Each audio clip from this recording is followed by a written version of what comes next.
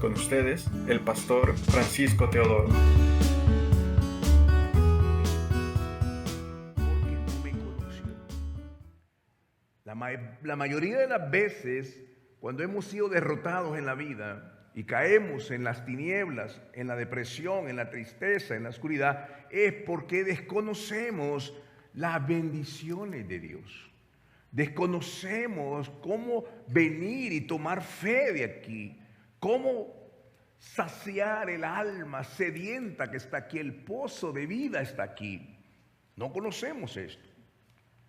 En el libro de Isaías dice, el asirio lo cautivó sin razón. ¿Cómo es posible que vivamos una vida que Dios nos ha dado y vivamos en el pecado, en la opresión, en el látigo de la inmoralidad y todas esas cosas, cuando tenemos aquí la fuente de vida?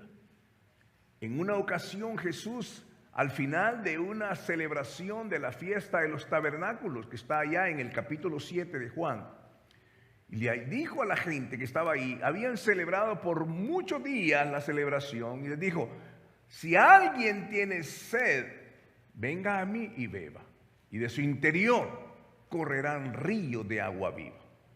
Impresionante. ¿Tienen sed de Dios o sed del mundo? ¿Con qué se sacia tu alma? ¿Con qué se está saciando el alma de tu familia, de tu matrimonio, de tus hijos? ¿A dónde acudes en momentos de necesidad? ¿Acudes a los recursos del mundo o acudes a los recursos que la palabra tiene? Nadie que haya venido a beber de este río ha sido desilusionado. Nadie, porque aquí está la fuente de vida. La persona, entre más conoce la palabra, más va a conocer al autor de la palabra, que es nuestro Padre Celestial. Y en esta serie hemos venido describiendo y enseñando el maravilloso nombre de Dios. ¿Quién es Dios? Hemos hablado que Dios es un Dios que santifica. Hemos hablado del Dios que sana. ¿Cómo es posible que vivamos sometidos bajo la enfermedad, bajo el temor, bajo el miedo, bajo la angustia, la ansiedad, cuando tenemos un Dios que dice, yo soy tu sanador? ¿Lo creemos? Bueno, tiene que bajar de aquí a tener una convicción en su corazón. ¿Cómo es esto? Cuando conoces al Espíritu Santo. No necesitas solo conocer la letra, necesitas conocer al autor de la letra, que es lo que viene a nuestro corazón, es el Espíritu Santo. De esto se trata. Así es que hemos hablado de Jehová sanador, hemos hablado también de Jehová nuestra justicia, y hablamos en la última ocasión también acerca de Jehová Jireh, Jehová el que provee. Pero ahora vamos a compartir, Jehová es mi pastor. Qué lindo, ¿verdad? ¿Cuántos se saben el Salmo 23? Y ahí vamos a estudiarlo. La mayoría nos aprendimos el Salmo 23 en un momento de necesidad, pero vamos a ir aprendiendo un poco más en el día de hoy. Salmo 23. Y es importante que lo entendamos. ¿Por qué? Porque, hermano mío, los vientos que se nos están acercando, las noticias no son agradables. Van a sacudir el cimiento de nuestras viviendas, de nuestras familias. La situación que se está aproximando no es una situación la cual podemos pasar desapercibida. Va a afectar, querramos o no, va a afectar nuestra vida, va a afectar la economía, va a afectar el trabajo. Cada vez el trabajo va a disminuir más. Esto va a suceder. Hermano mío, nada puede detener esto. Es una situación tremenda y tengo una profunda preocupación por lo que va a venir el próximo año. Y si no estamos preparados, si no tenemos la fe suficiente, vamos a decaer. La palabra del Señor, la cual leemos en el nombre del Padre, del Hijo y del Espíritu Santo, dice de la manera siguiente. Salmo 23. El Señor es mi pastor. Nada nada me faltará. En prado de tiernos pastos me hace descansar. Junto a aguas tranquilas me conduce. Confortará mi alma y me guiará por senda de justicia por amor de su nombre. Aunque ande en valle de sombra de muerte, no temeré mal alguno, porque tú estarás conmigo. Tu vara y tu cayado me infundirán aliento. Preparas mesa delante de mí en presencia de mis adversarios. Unges mi cabeza con aceite, mi copa está rebosando. Y termina el versículo 6 diciendo: ciertamente el bien y la misericordia me seguirán todos los días de mi vida, y en la casa del Señor moraré por días sin fin, o por largos días, como dice la Reina Valera 60. Oremos al Señor. Incline su rostro un momento. Padre amoroso, esta es tu maravillosa palabra, la que nos edifica, nos fortalece, nos exhorta también, Señor, y hace en nosotros el propósito por el cual tú le enviaste, Señor. Leerla es una cosa, entenderla es algo mejor, pero creerla y obedecerla es el propósito por el cual tú envías esta palabra. Te damos gracias, Señor, en el bello nombre de Cristo, y te pedimos que tú puedas obrar por la obra de tu Espíritu Santo en nuestros corazones, que puedas poner esta palabra en nuestra vida, Señor. ¿Cuántos hemos escuchado el Salmo 23? Maravilloso, ¿verdad? Pero la palabra de Dios no está ordenada de manera circunstancial o de manera arbitraria. El Salmo 23 tiene una posición en la Biblia maravillosa. ¿Por qué? El Salmo 23, para entenderlo, tenemos que entender el Salmo 22. ¿Y el Salmo 22 de qué se trata? Bueno, el Salmo 22 es el Calvario. Interesante. Si usted lee solamente el versículo 1, dice el Salmo 22, Dios mío, ¿por qué me has desamparado? ¿Por qué estás tan lejos de mi salvación? Dios mío, ¿por qué me has desamparado? Es decir, tenemos que darnos cuenta que el Salmo 22 es una experiencia en el Calvario. Es un momento en el cual sentimos cómo el pecado vino sobre la persona de nuestro Salvador Jesucristo, y en ese momento dijo: Dios mío, ¿por qué me has desamparado? ¿Por qué dijo esa frase Jesús? Porque nunca se había separado del Padre, y era por causa de nuestro pecado. Ahora bien, la dijo: Dios mío, ¿por qué me has desamparado? ¿Por qué lo dijo? Para que el día en que usted y yo estemos en medio de un momento difícil, no la digamos nosotros, sino que podamos confiar que Él pasó esa experiencia para nuestra salvación. Entonces arribamos al Salmo 23. Entonces no podemos decir Jehová es mi pastor a menos que hayamos experimentado el sacrificio del Calvario por la fe en Cristo Jesús. Nadie puede decir Jehová es mi pastor, porque esto no es la descripción de Jehová como pastor, sino como la oveja está viendo a su pastor. Este es el salmo de la oveja. Jehová es mi pastor. Él es el que cuida de mí. ¿Y quién lo está haciendo? Bueno, lo está describiendo nada menos que el rey David. De todos los salmos que escribió David, esto es la perla que escribe él. ¿Por qué? Bueno, es interesante darnos cuenta el momento que él escribió. No está aquí jovencito escribiendo este salmo, ya es un hombre mayor, ya es el rey de Israel, de todo Israel, de Judá y de Israel, él es el rey. Cuando él es el rey, fue 40 años rey, 7 años en Judá y el resto fue en Israel completo. Cuando él está siendo rey, aparece su hijo Absalón, o el hijo que más se parecía a su papá. Y él, gobernado por las fuerzas del infierno, empieza a buscar la vida de su papá para matarlo. Absalón quiere matar a su papá y él hace una tremenda estrategia, busca a la gente y él se pone las personas en contra de su papá y luego lo persigue para matarlo. Tanto que David tiene que huir. Él sale huyendo y él pasa por el torrente de Cedrón, justamente donde Jesús iba a pasar unos años adelante. Jesús pasó el torrente de Cedrón. Es el camino de una soledad. Ese torrente de Cedrón se llama así porque en el original hebreo se llama aguas turbias. Es decir, son momentos difíciles. En la vida, el ser cristiano no nos exime de la realidad de las dificultades. Hay momentos en que las dificultades vienen a nuestra vida.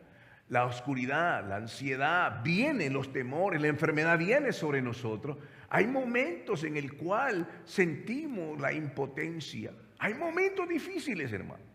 Y en ese momento es como cruzar el torrente de Cedrón.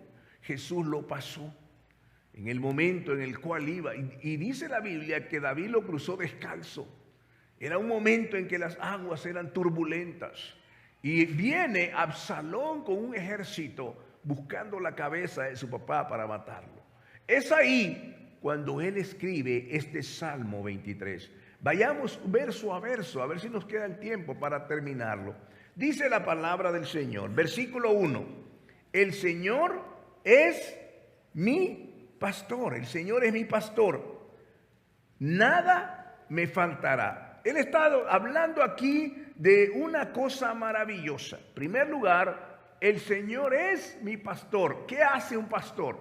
Aquí David, en medio de esa torrente de Cedrón, en medio de esa angustia, en medio de esa noche que no puede dormir, está quizás durmiendo a la orilla de un arbusto, está en medio de la soledad, oye ese silencio y empieza a preguntarse, Señor, ayúdame, mi hijo está detrás de mí y quiere matarme para tomar el reino. Necesito de tu ayuda. En medio de ese clamor, quizás, como dice un salmo, mis lágrimas se han mezclado con mi bebida. Está el rey David, el gran matagigantes, ahora está verdaderamente abrumado por la situación que está pasando. Y en ese momento estoy convencido, hermano, que oye a la distancia el bramido de una oveja que está por ahí cerca de un rebaño y se acuerda de lo que él era cuando era un muchacho y cuando Dios se revelaba a su vida, y se acuerda esa ovejita que yo cuidaba, Dios, ahora yo soy esa oveja del Señor. Por eso dice, el Señor es mi pastor. Él me va a guiar, Él va a ser mi guiador, Él me va a guiar en caminos de dificultad. En este momento en el cual necesito tu dirección, Señor, tú me vas a guiar. No solamente me vas a guiar, sino que también me vas a dar provisión. Porque dice, nada me faltará. Hay muchas personas, hermanos, que están faltos de amor, faltos de perdón, faltos de una palabra de esperanza. Nada me faltará. A veces sentimos la necesidad, estamos faltos de algo. Y Dios dice a través de David, Él es mi pastor, Él va a cuidar de mí. Él está expresando, este salmo no sale, hermano, viendo películas. Este salmo sale del dolor, de la necesidad. Por eso es importante entenderlo. Y dice, Él va a ser mi guiador, Él es mi pastor, Él va a cuidar de mí, Él va a dejar las 99 y va a ir por la que está perdida por ahí, la que está aguantando frío, la que está en soledad, la que está en peligro. Él me va a guiar.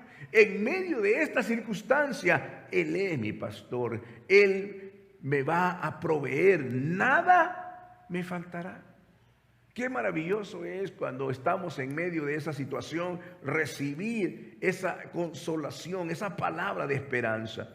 El versículo 2 dice, en prados de tiernos pastos me hace descansar, junto a aguas tranquilas me conduce.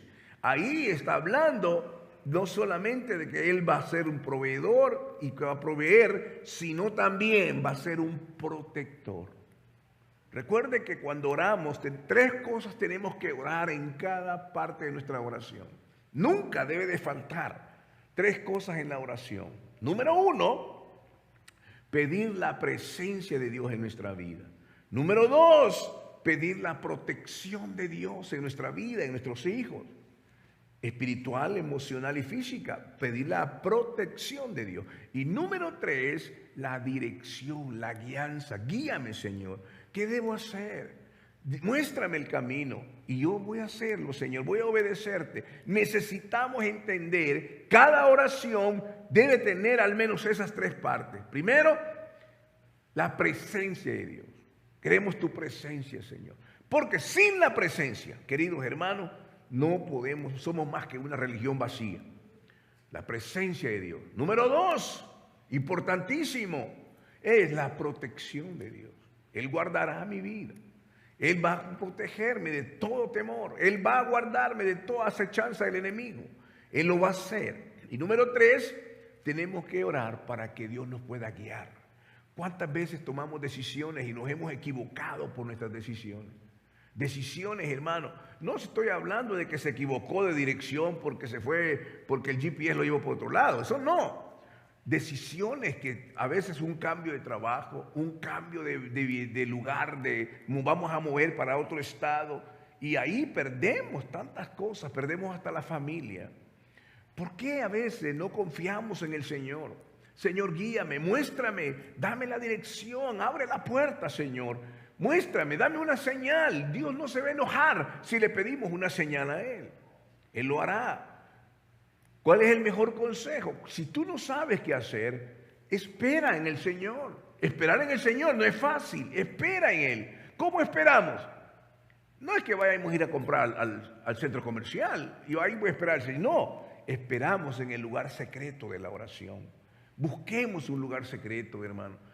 En su casa usted me puede enseñar su sala, su comedor, su cocina, los dormitorios.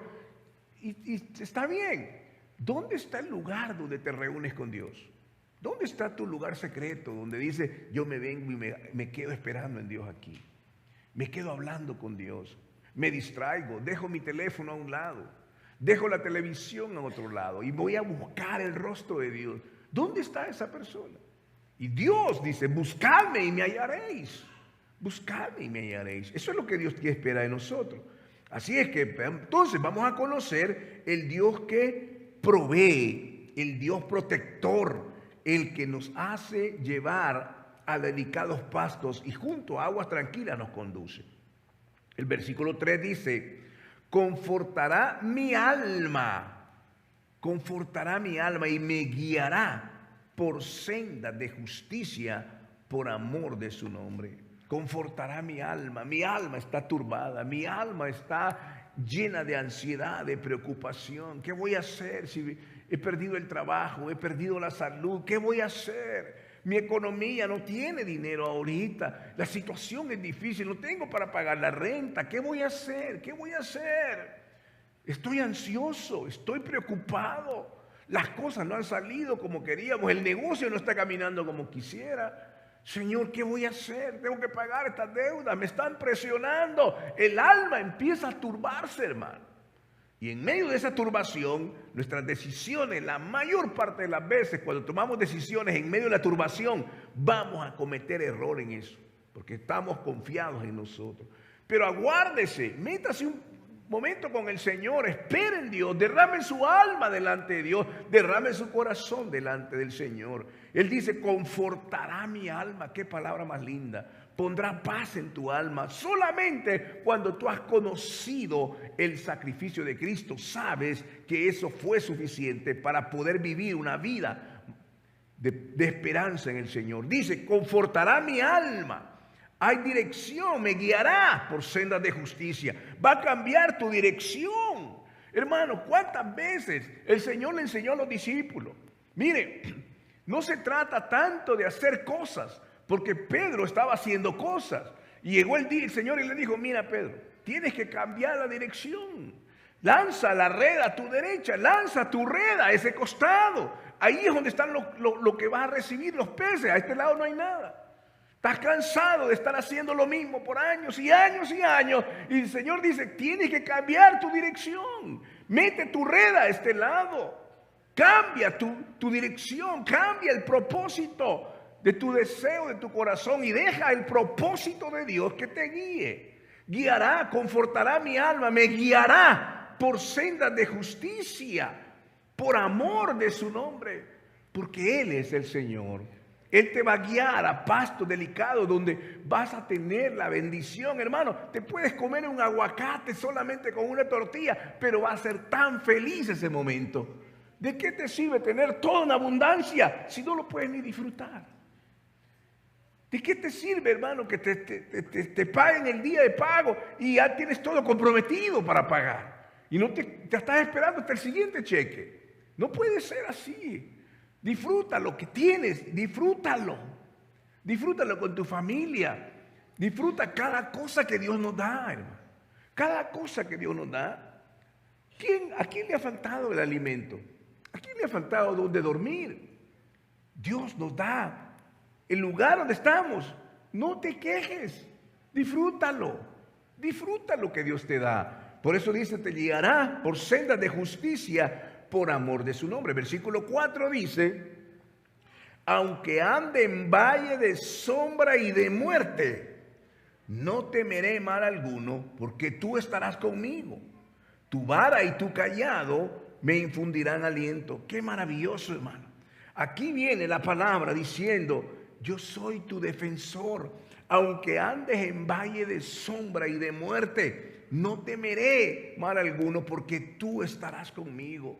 Qué hermoso, hermano, estar en una situación en la cual te sientes que estás pasando por el tormento del valle de sombra y de muerte. Pero la presencia de Dios está contigo y dice, no temeré porque tú estás conmigo, tu vara y tu cayado me infundirán aliento. David está hablando acerca de aquella vara y aquel cayado que hace la oveja y la trae. Y sabe que la puede guiar porque la oveja es un animal, hermano, que no tiene ni uñas, tiene ni colmillos, no tiene ni cachos, es una oveja. A veces no es tan inteligente la oveja, a veces tropezamos, pero el pastor sabe traer esa ovejita. Recuerdo haber tenido un hermano en la iglesia que era pastor realmente, de ovejas allá en Oaxaca, en México. Y él me contó una historia que me dejó impresionado y que la traigo a memoria hoy. Me dijo, ¿sabes, pastor? Yo fui pastor de ovejas realmente. Yo cuidaba ovejas, me dijo. Pero hay algo que me llamó la atención y nunca voy a olvidar. Dijo que veo una ovejita que se estaba golpeando con su cabeza sobre un poste.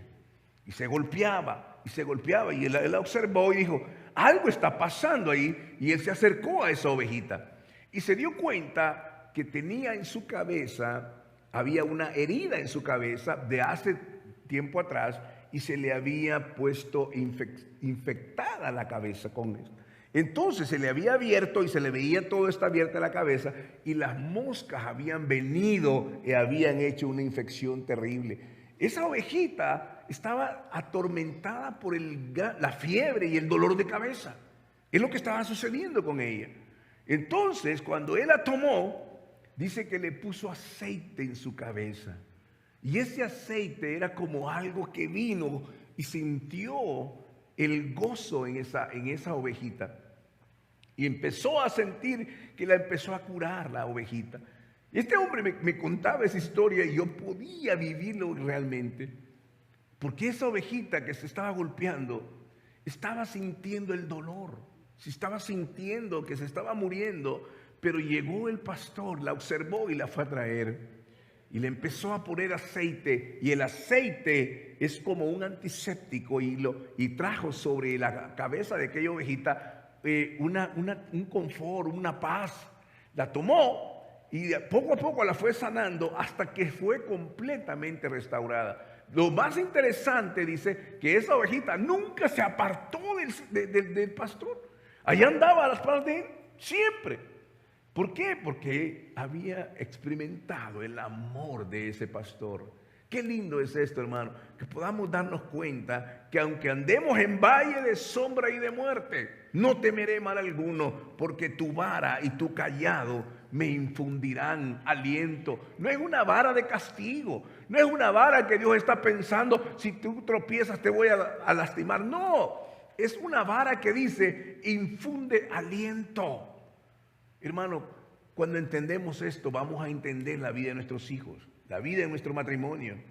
Cuando vemos algo en el que está pasando, cuando vemos una conducta, cuando vemos una situación y actuamos conforme a nuestra carnalidad, a nuestra naturaleza carnal, queremos corregir con golpes lo que no podemos hacer con amor. Y destruimos en los matrimonios, destruimos nuestros hijos. En vez de eso, tenemos que ser como pastores de nuestros hijos y cuidar de ellos y animarlos, sanar las heridas. No venimos a condenarlos, no venimos a juzgarlos.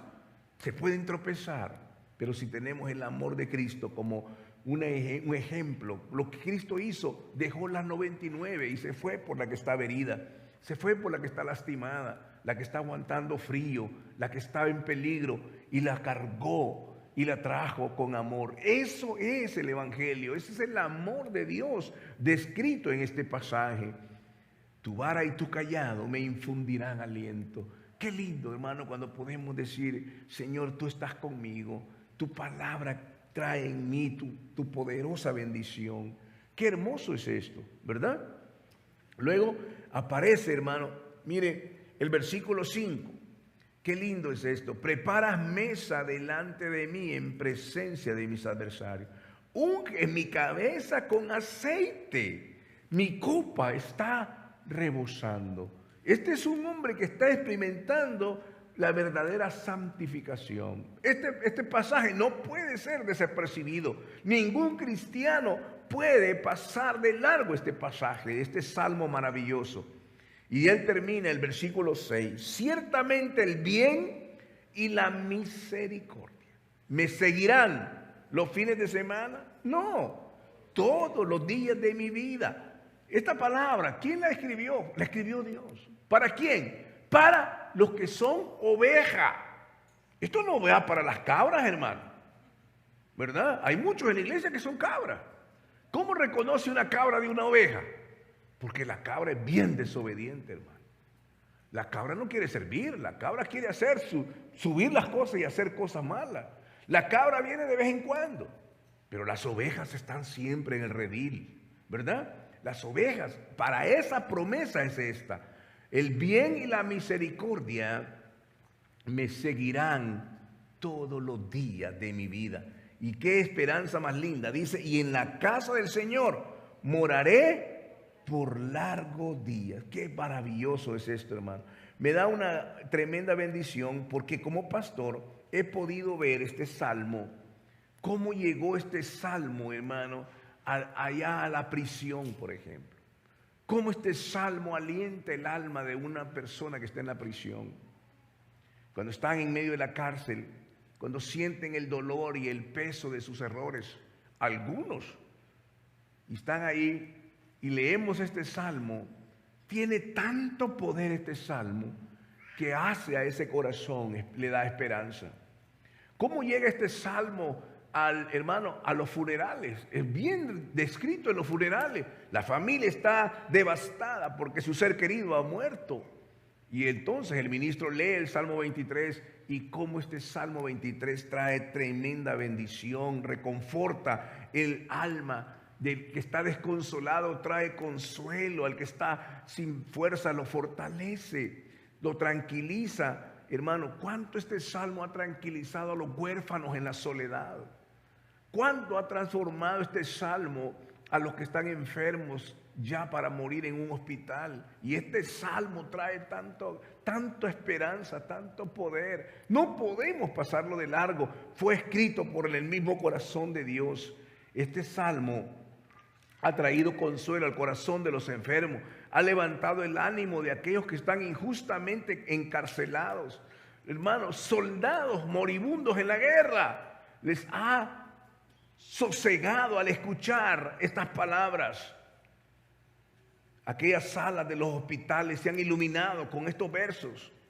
Han entrado en las mismas cárceles y ha roto las cadenas de muchos prisioneros, haciéndoles volar, hermano, en alas de la imaginación de nuevo a sus hogares, cantando una canción alegre como el ángel hizo con Pedro.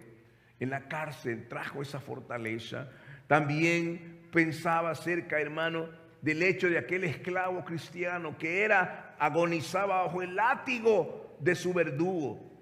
Le pegaba con el látigo, pero ¿sabe qué? Este salmo hacía que ese esclavo se sintiera más libre que el dueño de ese látigo.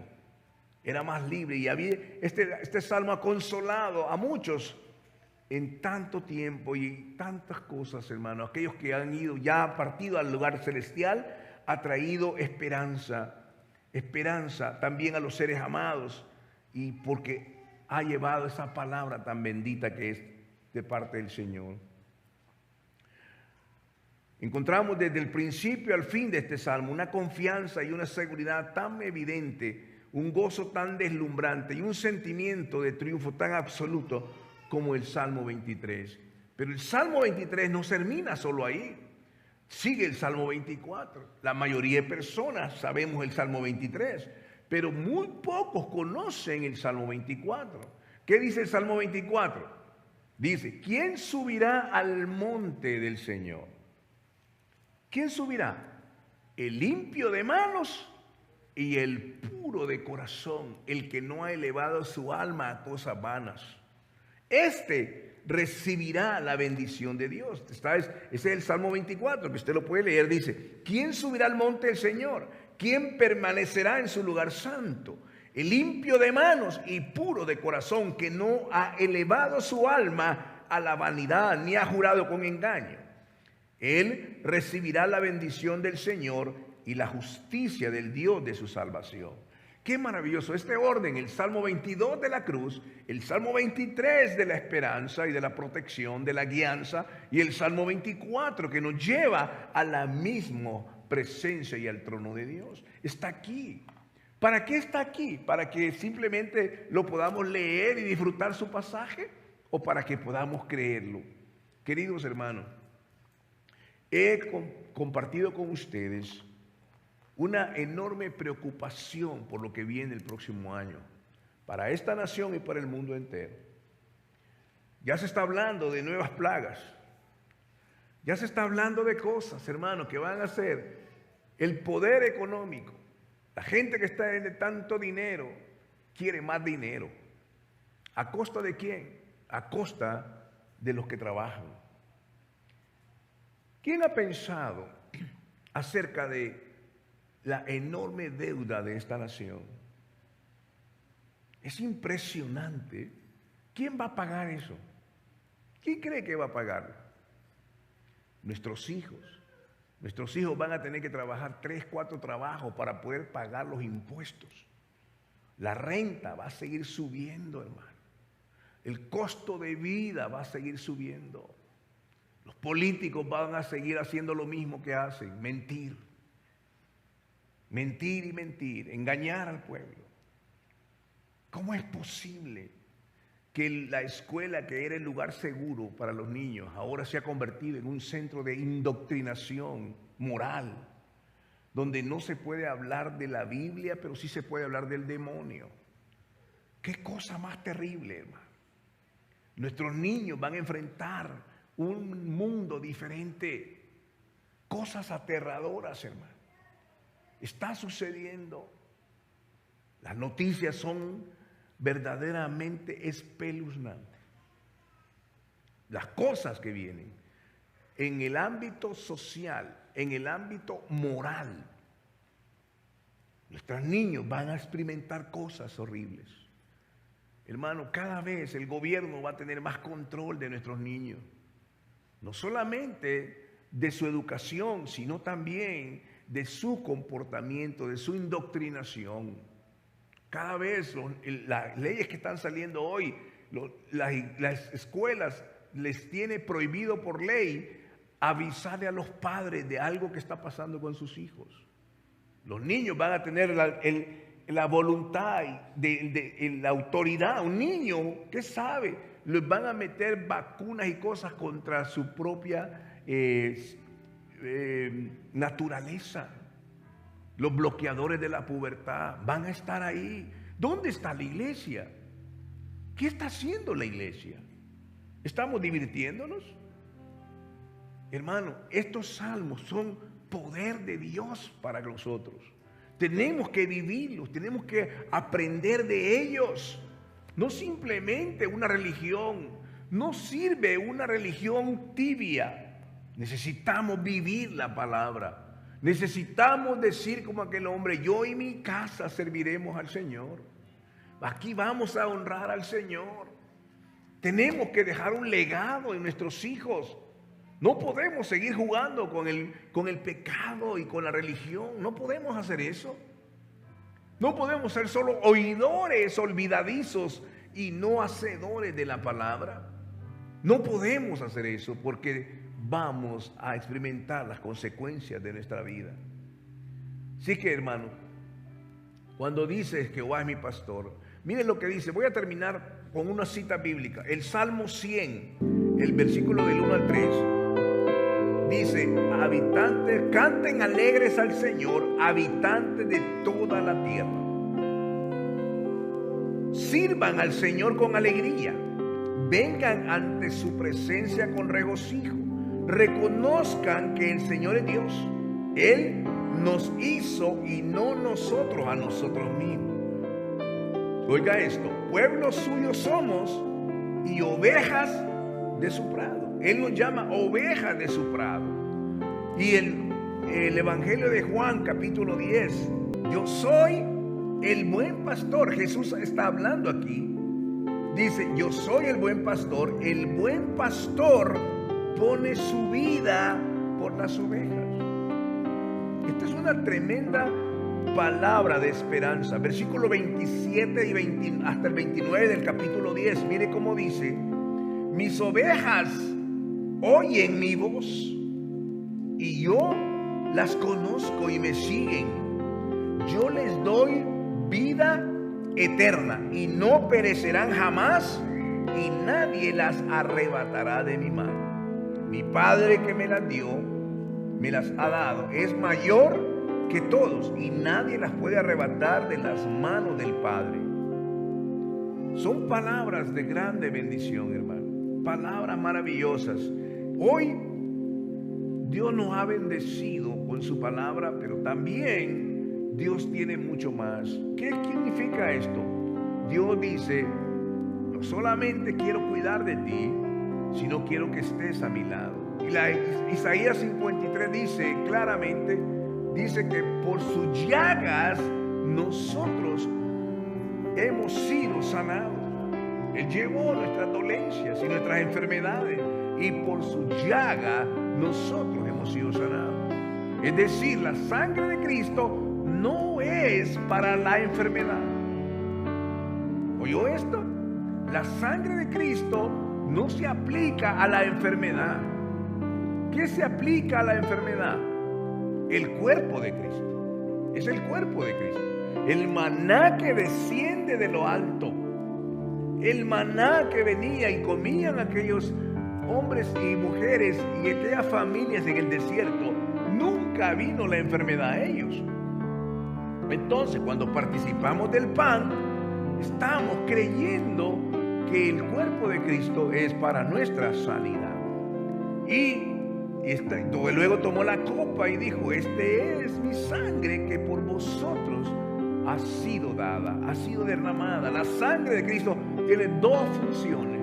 La función de la sangre derramada, que es para la salvación, y la sangre rociada que se ponía en los dinteles, que es para protección. Señor, no por mérito propio, no porque hoy hizo algo bueno, es porque Él hizo algo bueno en la cruz del Calvario. Y lo creemos porque el deseo de Dios es la sanidad.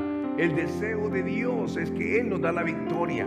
El deseo de nuestro Padre Celestial es que Él quiere que vivamos como la oveja que está cuidada, que ha sido lastimada, pero Él con su grande amor nos cuida. Esto es el amor de Dios. Jehová es mi pastor, nada me faltará. En lugares de delicados pastos, Él me hará descansar. El deseo de Dios es bendecirnos, porque el bien y su misericordia nos seguirán todos los días de la vida. Así que muchas gracias, Señor, por este momento, porque somos inmerecedores, pero tú nos has dado algo más que esto, Señor. Tu gracia es suficiente. Por gracia, ninguno de los que estamos aquí merecía estar en esa mesa, pero tú nos has hecho partícipes de tu cuerpo, y el cuerpo que es Cristo el Señor, que sufrió en la cruz, que fue lastimado de pies a cabeza, que fue traspasado por una lanza, que salió agua y sangre, que lo hizo y sufrió en extremo esa cruel muerte, porque cada uno de nosotros podamos hoy en esta hora participar del pan y de la copa. Que la bendición de Dios sea con cada uno, mis hermanos, en el nombre del Señor. Amén y amén. Saludos a los hermanos. Palabra de Vida. Le invitamos a mantenerse en sintonía de nuestra próxima edición. Asimismo, le invitamos a interactuar con nosotros en nuestra página de Facebook Palabra de Vida y en el canal de YouTube del Pastor Francisco Teodoro. Que Dios les bendiga.